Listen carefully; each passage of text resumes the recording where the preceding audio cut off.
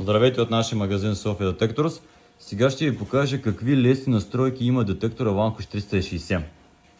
Първо имам бутон за включване. Ето. Пускам го. Апарата прави автоматично изолиране на смущенията. Намира най-чистия канал за работа и е готов след това. Имам настройка за дълбочина. Ето този бутон натискам.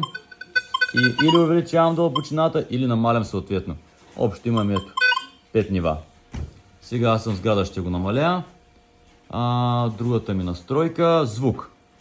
Нали ясно е. 1, 2, 3, 4, 5 нива. Или да го намалим отново. Ще го оставим случило добре. И последната настройка, така, третата, тя не е последната, смяна на режима. Режим парк, режим плаж, режим всички метали да хваща. И последната настройка, това е как да включим режима Pinpoint, да намерим точно място на предмета по земята.